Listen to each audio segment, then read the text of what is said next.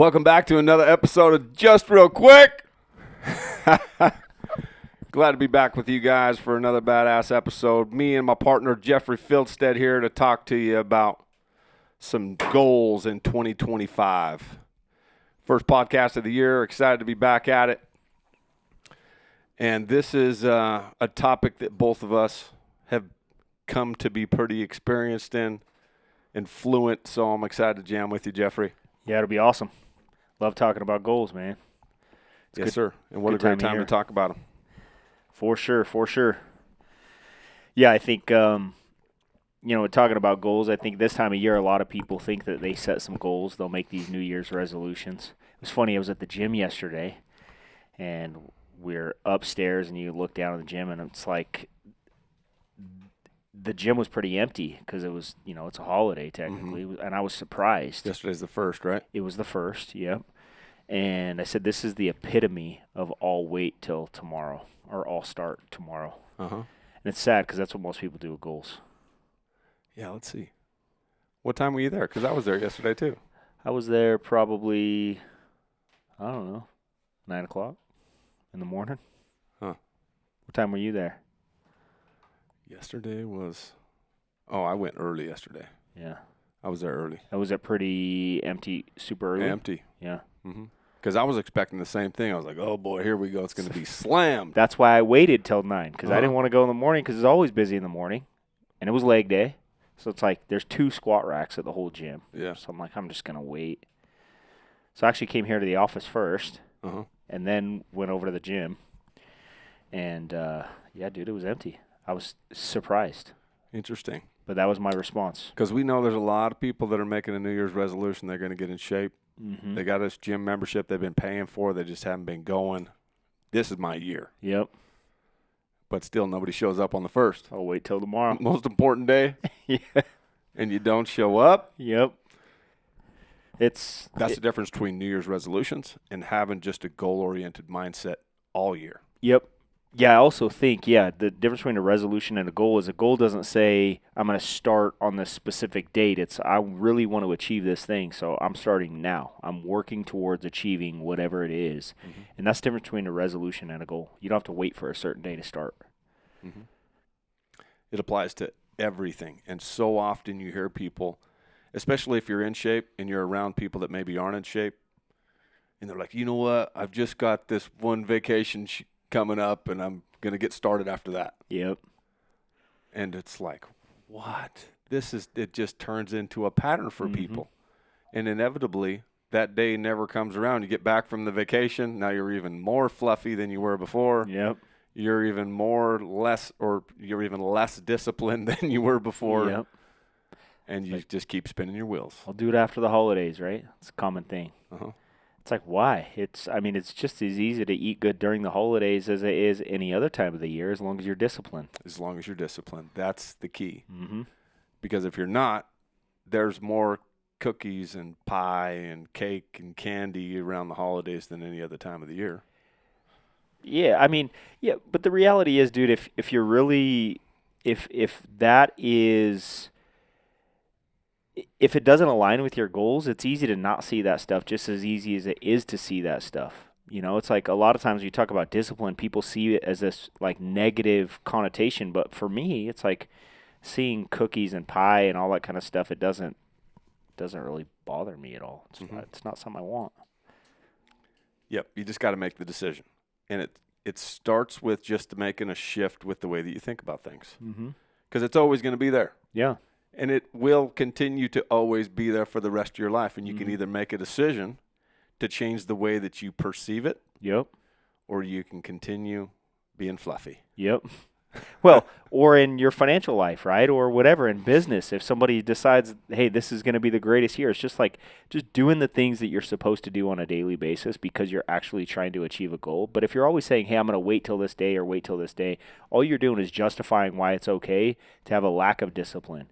And I was actually just talking about Alex Hormozy right before we got on here. He had this incredible podcast. One of the things he said on there is your ability to delay gratification is a sign of your intelligence. Mm-hmm. And a lot of times we want this gratification for, whatever it is.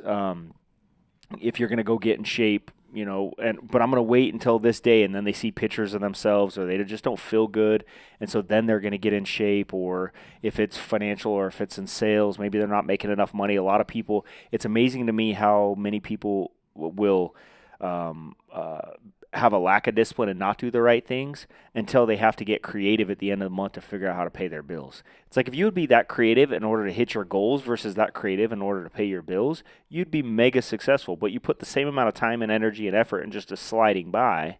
Mm-hmm. Why don't you take that time, energy, and effort into figuring out how to get ahead, right? And you can tap into that by having some goals. Yes. And writing them down often. Mm-hmm. And you've got targets. You're a person of integrity.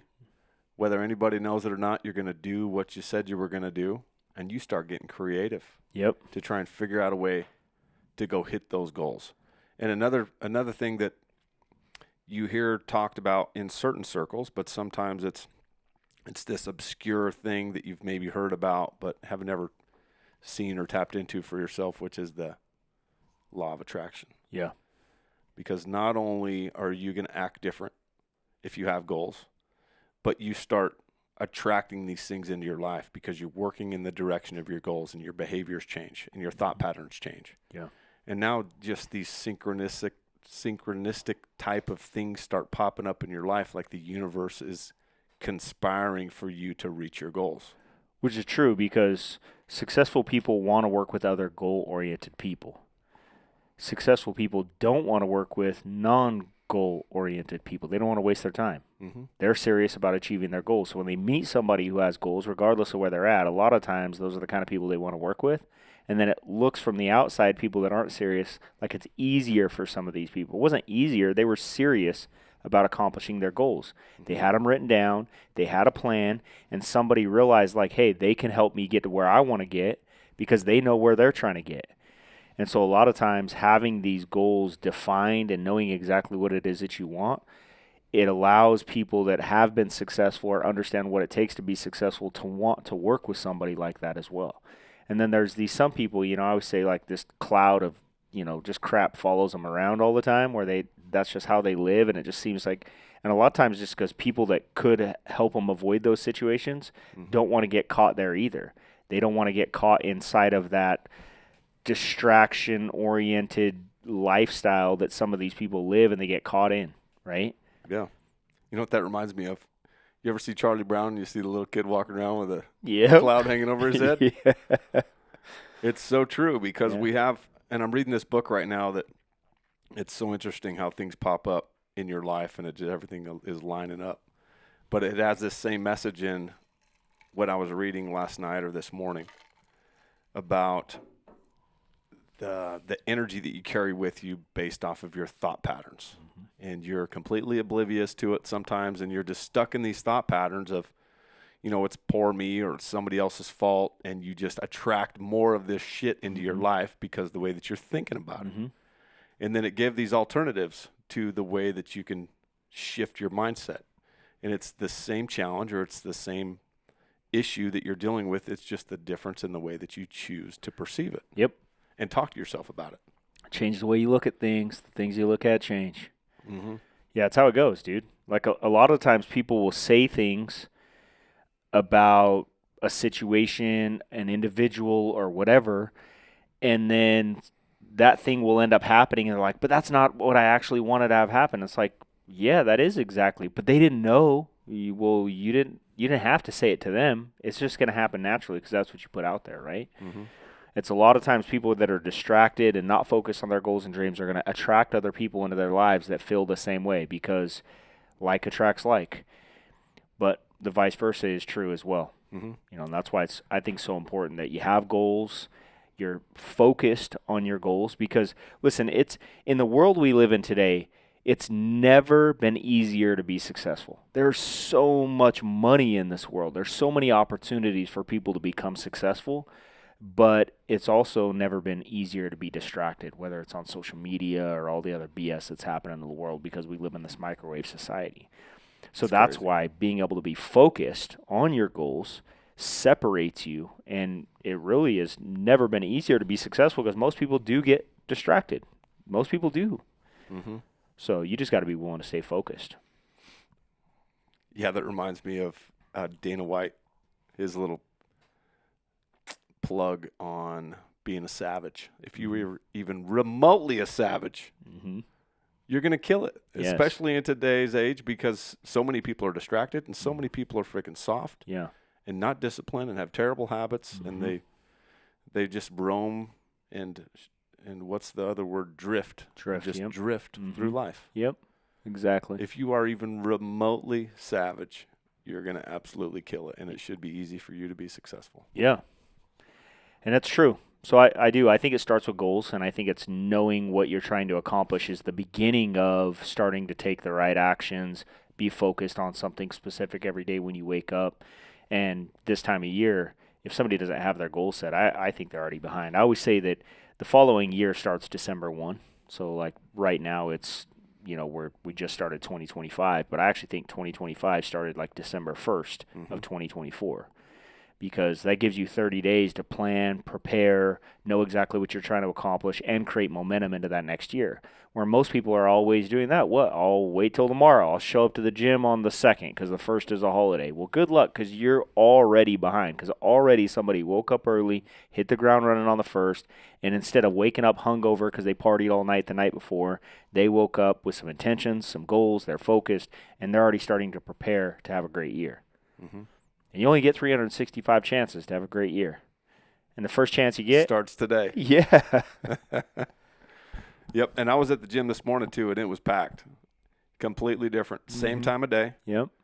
And from Wednesday to Thursday, just because it was the first compared to the second, everybody was hungover and they're recuperating and they're traveling and they're postponing their goals for a day. And today was packed. I was trying to do legs today. And both squat machines are full, and both my kettlebells I wanted to use were being used. Yep. They're there, though. So at least they got there. Now, there are some benefits of at least being goal-oriented, but now it's sticking to it. That's another thing, because by the end of January, it's going to be back to regular attendance. Yeah. Those people that made their goals, they got 3 weeks in, something distracted them, and it wasn't even something that big. They just fell right back on old habits. Yep.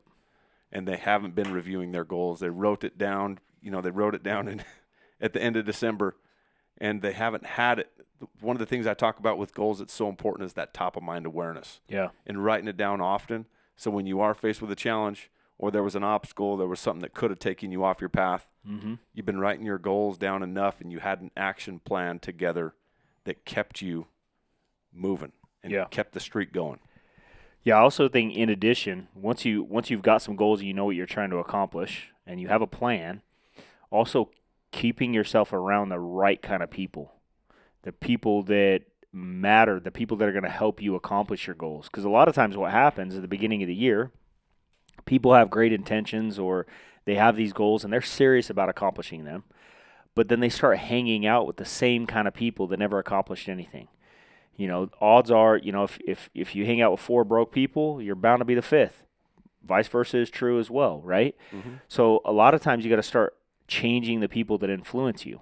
You got to start changing the people around you, right? If you're not in great shape and you want to get in good shape, then meeting people at the gym is a good place to start getting around those people and start vocalizing what you're going to accomplish and what your goals are. But then also outside of the gym, what kind of people are you hanging around? Are the people you hanging around eating like crap all the time? Are they living on fast food and junk food and drinking soda and all this kind of stuff that isn't good for them? Or are they serious about accomplishing their goals? Because if you hang out with people that are always eating good, then obviously that's going to be the influence in your life. That's going to be the options. You're not going to hang out with, 4 dudes that are eating really good meals, and then all of a sudden you're like, hey, we should go to Mickey D's, or something like that. That's it ain't gonna happening. Make you really uncomfortable. It is. So then what kind of influence do you have in your life? What are you doing to create an environment to put the odds in your favor for success? Because I think that's actually the mistake that most people make. They think they're going to achieve something different while being in the same environment. Yeah, I've said that a lot over the last couple of weeks as we've been leading into the new year. because there are some people who are going to take it seriously and they're listening and they're actively seeking new information that they can apply to their life. There's some people that are just going through the motions. They hear it, but it goes in one ear and out the other. If you're at the right point in your journey, some of these messages are going to stick out. One of them being that unless you change your behavior and change your actions, you're going to continue to get the same results. Yeah. You can't stay in the same environment. You can't keep the same habits. You can't keep doing the same things and expect to get different results. Yep. You're just going to get a shinier version of what you already have. If it feels like you're making progress, but you fall back on the same habits. Yeah. Yeah, you have to be in an environment conducive for growth. It's like the law of defilement. One of the things I always talk about in business is like the law of defilement, which says one bad apple will spoil the whole bunch. And a lot of times people don't realize that, when we're young, we have our parents that tell us, hey, make sure you're hanging out with the right kids, or hey, I don't like that kid. And when you're young, you're like, oh, it doesn't matter. And then you get older, and then you have kids, and you're like, oh, it matters a lot, right? Because one bad apple will spoil the whole bunch. And that is the law of defilement, because it starts influencing other people around them to think that a certain thing is okay.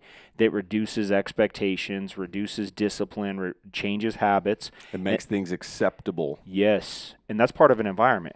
But the opposite is true as well. If you want to grow something, if you want to grow a farm, for example, you have to have the right conditions. You have to have the right environment for that crop to be fruitful. So the same thing is for success. You have to have the right environment, the right kind of thinking, the right kind of people, the right kind of opportunities, the right kind of habits, the right kind of disciplines. And your ability to put yourself in that environment is going to determine your growth level for that year. So sometimes people say, well, I don't know anybody successful, or I don't know anybody who's achieved what I wanted to achieve.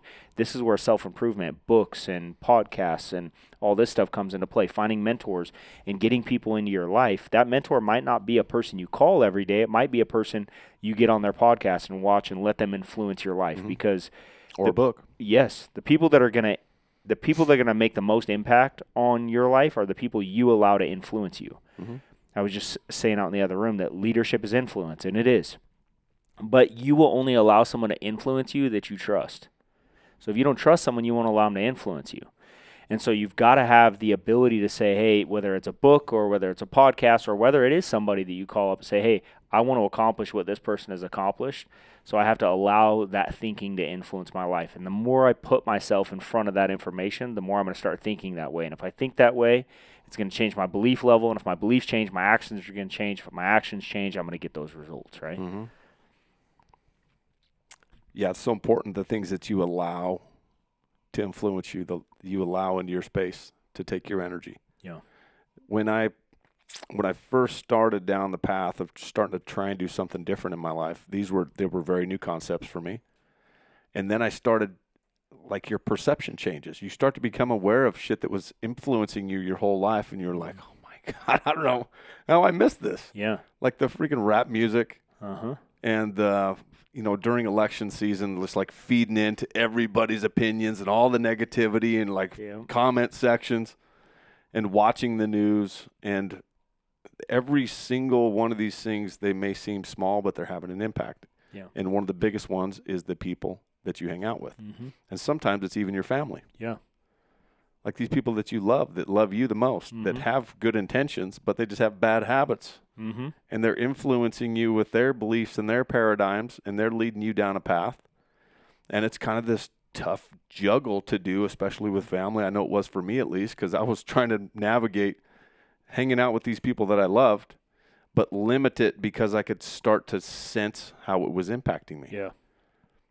And I didn't handle it all that well. Yeah. Because I just, for me, I've got this, addictive personality, and it's like I'm either all in or I'm not.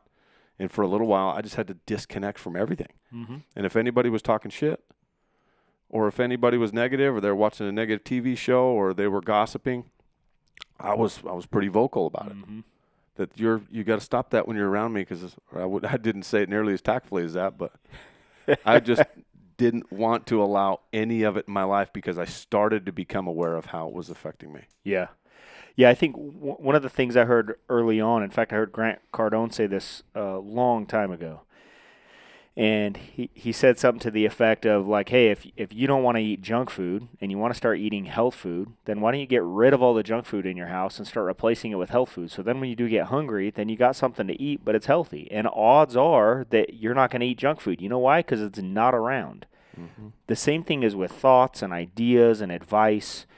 If the people around us, we know the outcome from their thoughts and ideas and advice based on their life. We know what the outcome is going to be. We can see it, right? So if that's not the outcome we want, we probably shouldn't go there for advice, which is hard for us to do if we're around it constantly. But then the opposite is true as well. If we put ourselves in an environment where the people that we're around constantly have the outcome that we want, they're achieving the success that we want, whether that's in our business life or personal life or their, spiritual life or whatever it may be, and we're putting ourselves around that constantly, then where are we going to go to for advice and influence? Those people. We may not even be asking it. It may just be coming to us, whether it could even be music or what we're listening to, Mm-hmm. And those things are influencing our thoughts, which ultimately influence our beliefs and the actions we take. Mm-hmm. So, yeah, I think it's crucial we've got to cultivate an environment that allows us to accomplish our goals. And you can't do that if you don't know what your goals are. So that's why it's so important to have them set, because a lot of people are like, oh, what do you want? Well, I don't know. I want to make more money. Well, what does that mean? What do you mean you want to make more money? Like, how much money do you want to make? Well, I don't know, this much. Well, is that going to allow you to accomplish what you want to accomplish? Well, I don't know. Well, you only don't know because you don't know what you're actually trying to accomplish. So that's why I've always, when I've taught how to set goals or how to find out what you want and then how to create a goal to get it, it's like, what is the end result you want, and then reverse engineer it from there. Mm-hmm. And then you can take this ridiculously big goal and you can break it down into a daily habit that isn't all that tough to do if you'll stay focused daily. And so I've always said, if you stay focused daily and you reverse engineer it from this giant goal, a lot of times we're going to overestimate what we can accomplish in maybe 90 days or 6 months, but we're going to underestimate what we can accomplish in a year, because you start getting this compounding effect of something that happens in your life. Yeah, it starts to lead to everything else, and that's the difference between your short term and your long term. I don't think they're two different things. I think they're one and the same. Yeah. Because you got your long term goals, these big, crazy, audacious things that you want to do. Mm-hmm. And then there's a book called Wishes Won't Bring You Riches, which is essentially having a dream without a plan, Mm-hmm. or a goal without a plan. Mm-hmm. But if you want to go and actually have a chance to reach your goals, you got to have the big vision. You got to have whatever that big goal is, whether it's monetary or with your health or with your family or experiences, traveling, business. Then you reverse engineer it all the way down to the ridiculous little details of things that you need to start doing on a daily basis. Yep. So then you got both your short term and your long term all tied together. Yep. One of them is helping you reach the other, both on the long term side. One of them is going to help you develop short term, and then the short term is going to help you reach the long term. Yep. So those are some of like the strategy, the action plan that sometimes keep people from taking action, because it's this obscure thing like, I don't even know what it means to be goal oriented. Yeah. Like, just write some bullet points down. Mm-hmm. Well, there is some strategy that you can apply to it to help it work in your favor. Yeah, one of the things that I've tried to help people with that has helped me is, like, imagine if you wrote your obituary. I mean, you get one chance at life. So if you just wrote your obituary, what do you want to be said about you when it's all said and done? What do you want to have accomplished? What kind of person do you want to be? What kind of father or husband or spouse or brother or sister? What kind of person do you want to be? What do you want to have accomplished in your life? And then you start reverse engineering from there. So, okay, in order to accomplish this, here are some things I've got to do with my life. Mm-hmm.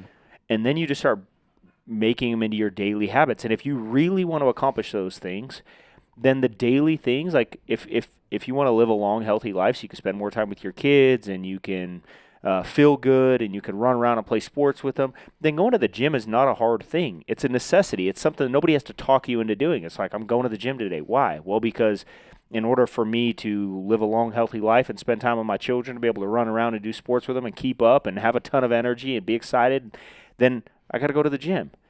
And it's not something that someone needs to talk me into doing today. I'm going to go do it regardless of whether or not I have a trainer or whatever. I'm going to the gym. Or if I have a choice to, I can eat, a greasy, fried, fast food meal or I can eat something that's good for me, that's an easy choice. And the one that tastes better is the one that gets me closer to my goals.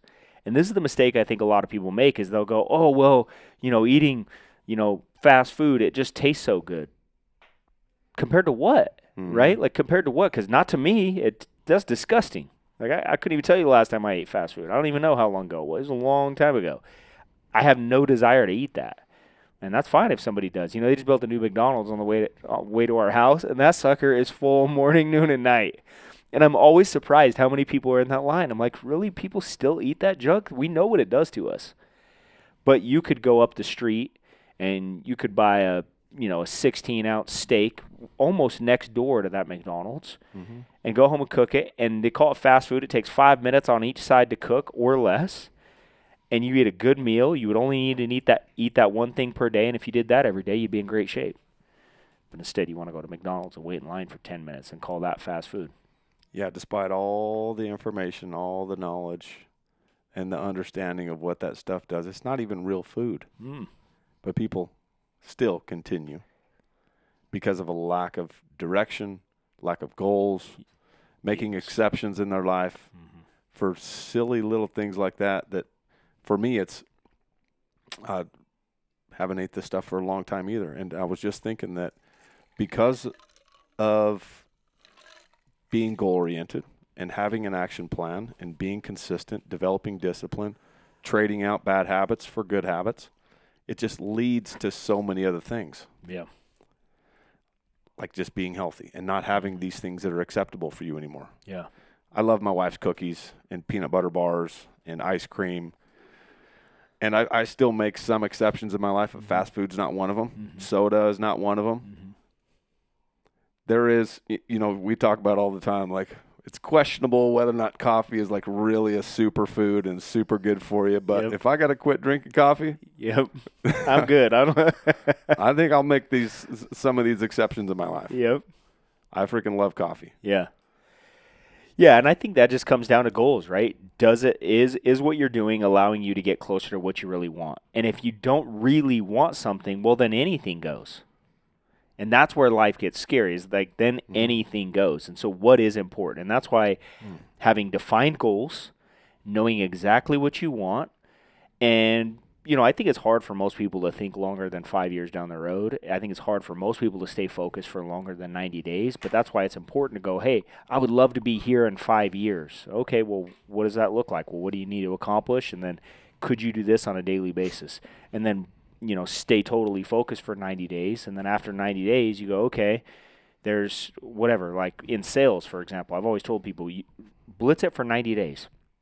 I was talking to a guy the other day. I said, listen, give it everything you've got for 90 days and don't reward yourself until you've hit a goal after 90 days. And then you create a small reward that's a couple of days, 2 or 3 days. Like I was telling, one of the things I used to do is early on in my career, I was working my guts out, 15-hour days were pretty common.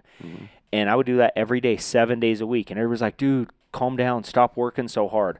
But after 90 days, if I hit my goal, I would just go fly to Hawaii. So we would leave like on a Thursday night and we'd take a red eye. We'd be there Friday morning. We'd spend Friday, Saturday, Sunday. We'd get home and I'd be back at the office Monday morning. Nobody even knew I left. And that was my 90-day reward where I'd go spend a few days in Hawaii and I rewarded myself. But if I didn't hit my goal for 90 days, guess what? I'm working. And so it caused me to stay disciplined and a couple of 90-day cycles in a row. Dude. Build a lot of momentum. Yes.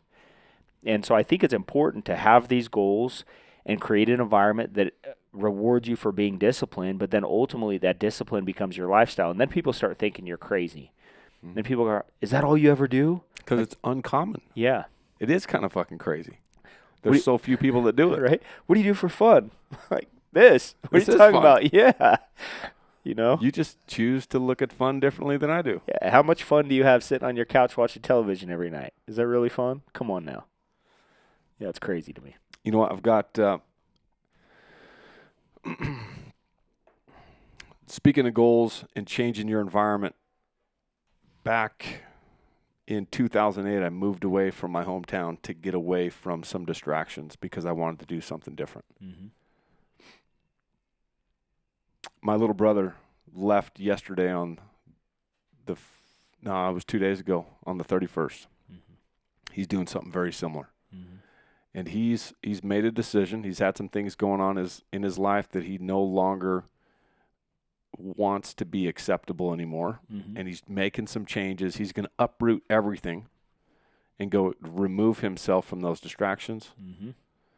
And that right there tells you somebody's serious. Like, how serious are you? What price are you willing to pay to go and change things in your life? Yeah. You start making some goals. He has his own personal goals. One of those has led him to making a big decision like that, moving 400 miles away. Go start over. Yeah. Remove the distractions. I'm going to get laser focused. I'm going to change my freaking life. You start making goals, and it can lead to those types of decisions. Yep. Because now you're going to go and do things that you would not have normally done to go and reach a goal, because otherwise you're just going to sit there and spin your wheels. You're going to go back through the same motions. You're going to continue to justify your behaviors. You're going to repeat the same patterns over and over and over. Agreed. You know what's exciting about this stuff too is for people that haven't made big decisions, haven't made big goals, it sounds a little bit overwhelming to them. Like, oh my gosh, I don't know if I could do that. Crazy. I don't know if I could uproot my family and move somewhere or whatever. I've always told people if you can't save 50% of your income, you're living beyond your means. It's like, what do you mean? What should I do then? Well, move into a one-bedroom apartment. Well, I got kids. I can't do that. Yeah, you could. The rest of the world does it. You just don't want to, right? But what happens is you start making decisions that get you closer to your goals, and you start getting pumped up. You start getting energy. It starts invigorating new life into you because these sacrifices are starting to pay off. And as these sacrifices, or which I hate the word sacrifice, but let's call it a trade-off. As you Paying a price. Yes. As you start trading off, decisions you've been making for new decisions that are going to get you closer to where you want to go, and then it starts paying off. If you start going to the gym every day and so you show up 90 days from now and they go, dang, what have you been doing? You look good. And you're like, heck yeah, they do notice. I have been working hard. I've been sore every day. You know how many times I wanted a Twinkie, but instead I ate something better, And then it starts paying off. That starts building this endorphin in your mind that's like, dang, man, you start getting addicted to achievement. I think at the end of the day, you said earlier that you had an addictive personality. I think all human beings do. Most humans are addicted to their cell phones or social media or, something. I just think we choose what we're going to be addicted to. So I think if we can choose to be addicted to habits that provide great outcomes for us, outcomes that we actually want versus outcomes that we never even thought about, then we're going to have a great life. Because ultimately, you're either going to set some goals and be in control of your life and have an outcome you want, or somebody's going to use you as a tool to get an outcome that they want. And that's up to you. Yeah, one of the things that I think it's important to mention here,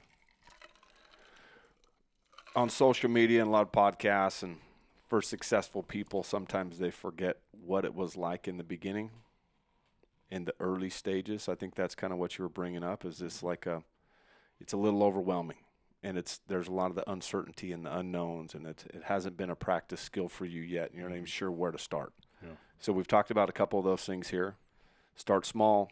It can start just as a bullet point list. Here's some of the mentality and the dynamic between long-term and short-term goals. And then also I think that there's these things that if you're a little bit more prepared for them ahead of time, they're a little bit easier to overcome, because inevitably you start putting these big goals in front of you and you're taking new actions. It's leading you to new, more uncertain and challenging places. And now you've got these new types of obstacles to overcome. And you've never had to do this before. It's a new challenge.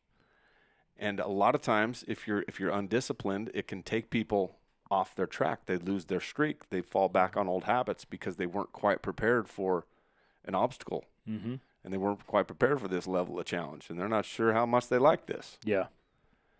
But the more you stay focused and you're consistent, and some people need to start small. For me, I didn't really start small. Yeah. When I decided to make the decision, it was just, I was all in. I was making huge-ass goals. I changed my entire life. I changed everything that I was doing. And when I faced those big challenges, because I was writing my goals down every day and I was fired up about doing it, there was nothing that was going to stand in my way between me and my goals. Because you were serious about accomplishing them. Yep. Yeah, I think a lot of times people allow fear to control whether or not they continue to move forward. But I don't think fear doesn't go away for somebody trying to accomplish their goal. And a lot of times I think people are actually waiting for that fear to go away to actually accomplish something big. And they think that somebody who has accomplished, the fear went away. No, it didn't. It never went away. You just learned how to control it. You just learned how to be comfortable being uncomfortable. It's like, hey, this is the new emotion I live with. And I've probably said it before on this podcast. I used to think that feeling of this like kind of scared feeling I have every morning when I wake up, I used to think that it could go away at some point. Like originally I thought it would. I think the best example I could give is that I thought it would go away when I had a certain amount of money saved. Mm-hmm. So early on in my career, I was like, oh, I'm going to become a cash millionaire. And then I'll never forget that I called Brandon Neal and I said, hey, Brandon, dude, I did it. But he's like, well, good job, man. I saved $1 million. And I said, but there's a problem, dude. I still feel just as scared today as I did yesterday. Like nothing changed. And he was like, so what are you calling for? I'm like, I'm calling for the secret how I can get rid of this damn fear. Like, how can I get rid of this? And I'll never forget. I even remember where I was that day. He said, Jeff, you having that fear and that discomfort is not the problem. He goes, if it ever goes away, that's the day you call me. That's the day you should call me, is if it ever goes away. And I remember hanging up that day and thinking, you know what? I've been looking at this all wrong. I've been trying to get rid of this feeling and not embracing it and realizing that is ambition. That's God put something in my soul. And if somebody's listening to this right now and they're like, man, I want some goals I want to accomplish, but I'm a little bit scared, it's never going to go away. It's not like all of a sudden you're going to go, oh, yeah, now the fear went away, or what can I listen to, or what book can I read, or who can talk to me, or what kind of mentor can I have to get rid of the fear. It's never going to go away. Mm-hmm. It's when you learn to embrace that you're going to feel that feeling probably forever.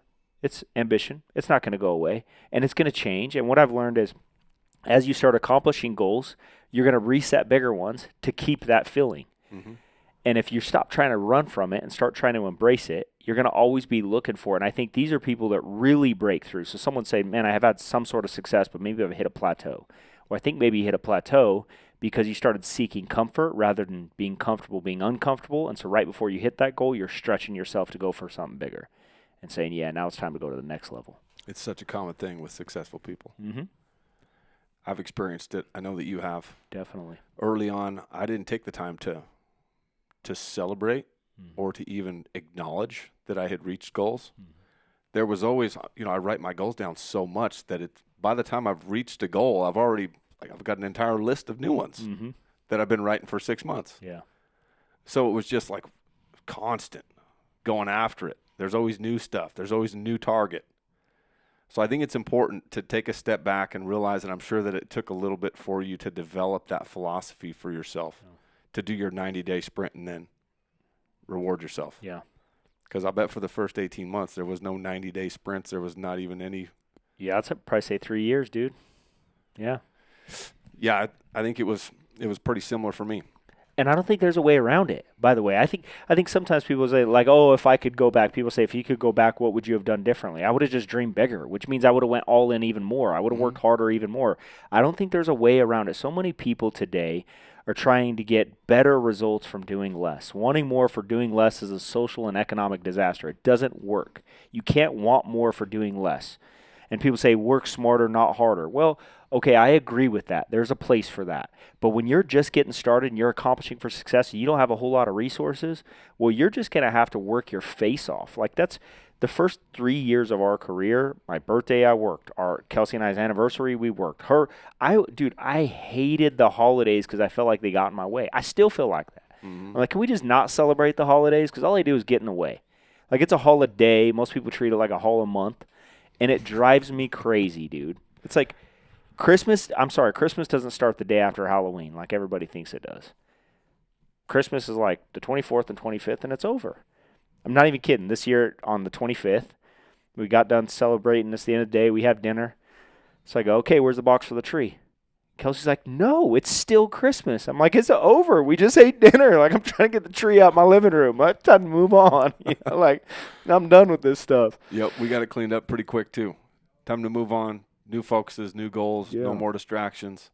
It's not much of a distraction for you guys or for us anymore at this stage. But we watch so many other people that we work with and that we're around, family and friends, that it derails them for an entire month. Yeah. And it's a lot of times starts in November. Yeah. I can't imagine. And it's just acceptable for us. And for me, I think you can get to this place where you've observed yourself do that before. Mm-hmm. You no longer are going to allow that to be acceptable anymore. Mm-hmm. You don't want to lose momentum. You're going into a new year. December is so important for carrying some momentum. Mm-hmm. And why would you let this day, this made-up freaking holiday that has a bunch of cloudy shit behind the meaning of it, deter you from hitting your goals? Yeah. And it's all about, it just starts with your environment. The things that are acceptable to other people in your circle would start to become acceptable to you. And the reason that it's different for me and you is because we have just chose to hang around different people and perceive things a little bit differently. And it's possible for anybody to make those type of shifts. Yep.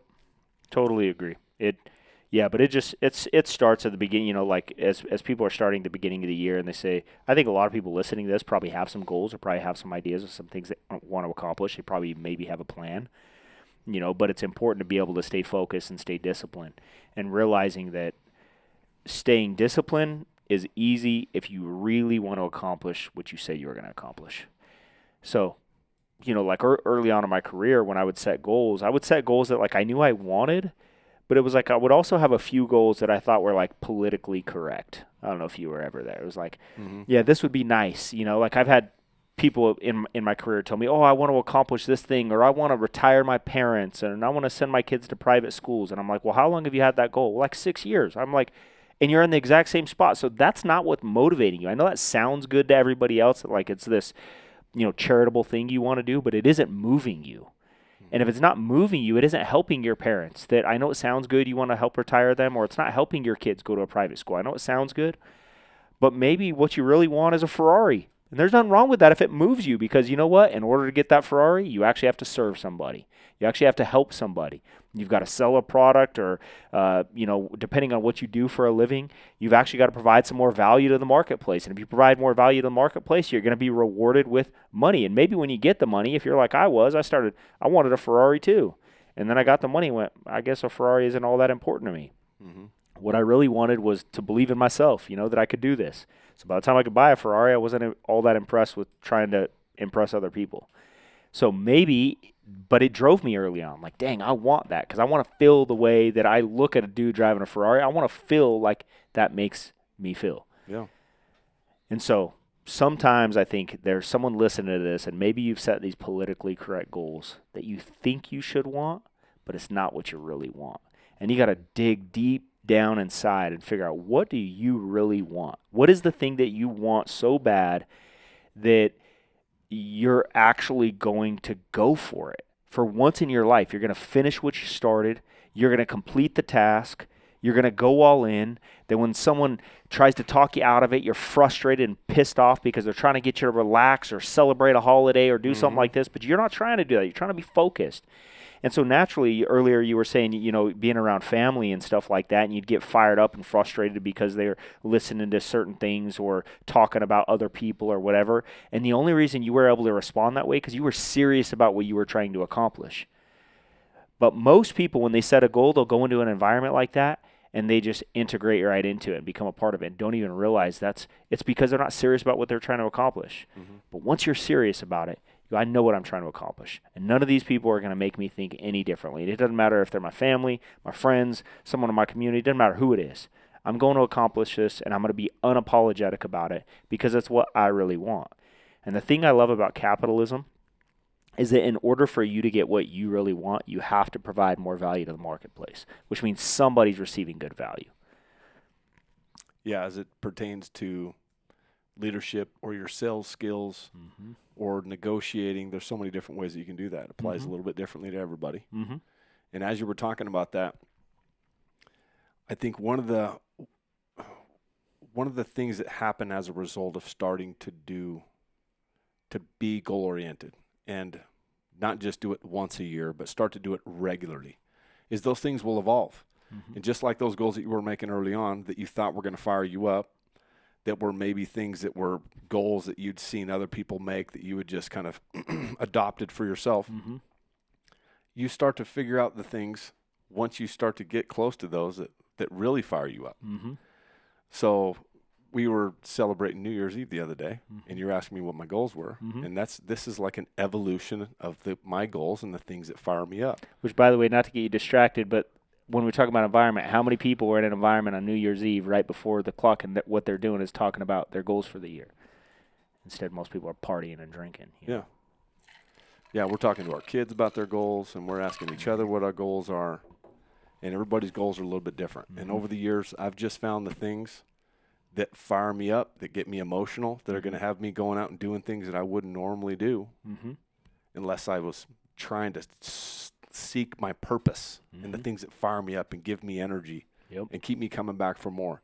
And I'm never going to get burned out when I'm in that frame of mind. Yep. And I think the people that do get burned out, they give up on their goals, they just didn't do it long enough. Yeah. They didn't keep adjusting and evolving and trying to search for those things that gave them energy and find their purpose. Yeah. And it's never like at any one stage in your life you're going to have this epiphany moment where I now know my purpose. Yeah. And I now know the exact thing that I need to do every day to give me energy. Yeah. It's just constant pursuit of what those things can bring in your life Yep. by constantly doing the things. These simple little things that can lead you to getting close to it, like getting these little glimmers of like, man, that fired me up. Yep. I love leadership. I love coaching people. I love mentoring. I love spending time with my family and having experiences and having great friends and having these conversations that really challenge my whole paradigm, my whole existence. Yeah. Those are the things that I've integrated into my goals, that I write down, and I do my affirmations, and I sit in my cold plunge in the morning and I just talk to myself for 3 minutes and just ingrain this stuff into my every freaking fabric of my reality. Mm-hmm. So every decision that I make, it's easy. Yeah. Because it's my entire life, my entire lifestyle. It's like my frequency now. Yeah. I don't have to think about things. Mm-hmm. I don't have to think whether or not I'm getting up at 4:25 when my alarm goes off to go get in the cold plunge. Yeah. Chandel knows exactly what I'm doing when I wake her up. She's like, poof, she's rolling over and loud. And she's like, quit waking me up. That's so funny. It's awesome. It's good, dude. It is. Yep. So as we wrap this thing up, you guys, 2025 is here. And if you're listening to this in 26 or 27, it's going to apply the same. All of these success principles are just these very, very simple philosophies. They're principles, and they're universal. They apply no matter how long it's been or what age you are or how far along into bad habits you are. You can apply these things the same way. Start small. Start making a list. Start changing one thing today that you weren't doing yesterday that's going to lead to some new results for you. 2025 could be the best year of your life.